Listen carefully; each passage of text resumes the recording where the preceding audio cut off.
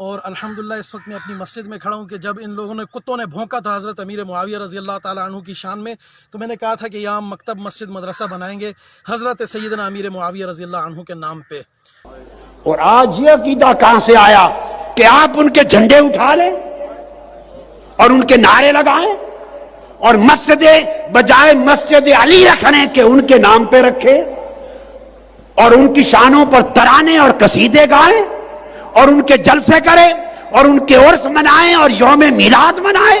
خدا کے لیے مجھے بتا دو 1300 سال میں یہ عقیدہ میں نے اپنی زندگی میں نہیں دیکھا۔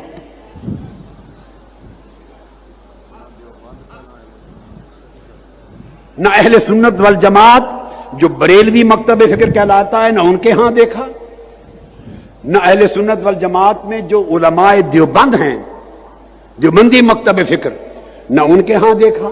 یہ سن لیں، میں ضمانت کے ساتھ کہہ رہا ہوں، نہ اہل حدیث مکتب فکر میں دیکھا جن کو سلفی کہتے ہیں، نہ حنفیوں میں دیکھا، نہ مالکیوں میں، نہ شافعی میں، نہ حنبلی میں، نہ مقلدین میں، نہ غیر مقلدین میں، نہ اشاعرہ میں، نہ ماتریدیہ میں، نہ علماء میں، نہ صوفیاء میں، نہ محدثین میں، نہ فقہاء میں۔ 1300 سال میں صرف ایک ہی عقیدہ رہا کہ غلطی پر تھے، ان کا طرز عمل خروج تھا، کسی نے بغاوت کہا، کیوں کہ خلیفہ راشد کے خلاف نکلے تھے۔ تم نے اپنی چپ توڑ دی اور نعرے لگا کر بالواسطہ مولا علی المرتضیٰ کے بغض کو پھیلانا شروع کر دیا۔ یہ ہے پیج میرے بھائیوں، صحیح مسلم 6409۔ اس پر بھی ابو سفیان کا خاندان نبوی کا ہمیشہ دشمن ہی رہا صلی اللہ علیہ وآلہ وسلم۔ یہ علامہ وحید الزمان صاحب جو سید داؤد راز صاحب کے مرشد ہیں، ان کے کامنٹس۔ میں سید داؤد راز کا نام اس لیے بار بار بول رہا ہوں، اگر علامہ وحید الزمان کو کسی نے کچھ کہا نا تو سید داؤد راز بھی نہیں بچے گا، سب سے بڑا پھر وہ رافضی بن جائے گا۔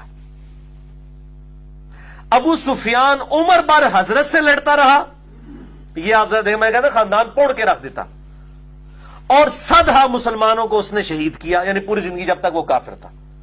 اور اس کا بیٹا معاویہ بن ابی سفیان جناب امیر المومنین خلیفہ برحق علی شیر خدا کا مقابلہ کرتا رہا، اور صفین میں ہزاروں مسلمان قتل ہوئے۔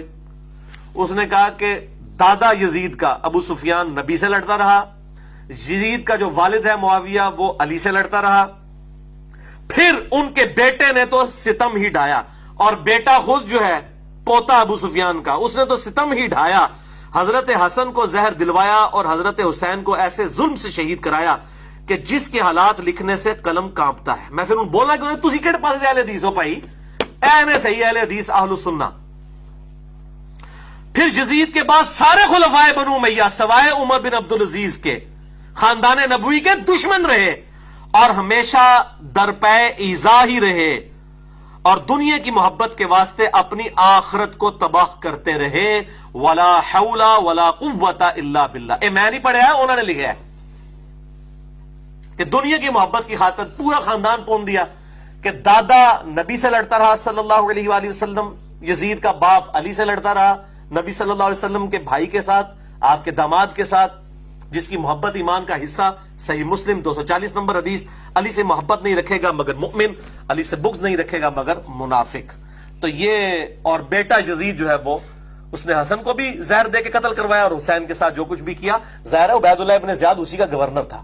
کہ یزید جو ہے یہ ایسے ہی، جیسے خواجہ حسن نظامی مرحوم سے جب کوئی پوچھتا تھا کہ آپ معاویہ کے بارے میں کہتے کیا ہیں، تو وہ کہتے تھے بڑا بڑی فکرہ کہ وہ تو یزید کا بھی باپ تھا۔ یزید بالکل اس کے مقابلے میں پاسنگ بھی نہیں ہے جو ظلم اس نے کیا، جس نے سر اور اس نے اڑائے ہیں، اور علی علیہ السلام کے ماننے والوں کی جائیدادیں ضبط کی، ان کی زبانیں کاٹی، ان کو درختوں پر لٹکایا، پورے ملک میں دہشت پھیلا دی۔ کیا کسی کے باپ دادا پرداداؤں میں معاویہ نام تھا؟ نہیں تھا۔ پھر یہ نیا فتنہ کیوں؟ 1,24,000 صحابہ ہیں، صرف معاویہ کا عرس کیوں؟ کیونکہ وہ حضرت علی کے مقابل لایا تھا۔ معاویہ سے بھی کوئی ان کو دلچسپی نہیں ہے۔ اصل وجہ یہ ہے کہ حضرت علی سے بغض، قناع۔ دوسرے یہ کہ معاویہ کون ہے آپ لوگ جانتے ہیں، یہ ہندا کا بیٹا ہے۔ کون ہندا؟ جس نے حضرت امیر حمزہ کا کلیجہ چبایا. ابو سفیان کا بیٹا ہے. کون ابو سفیان؟ جس نے فتح مکہ کے بعد اسلام خوف سے قبول کیا اور حضور کو کبھی نبی نہیں مانگنا، بادشاہ کا.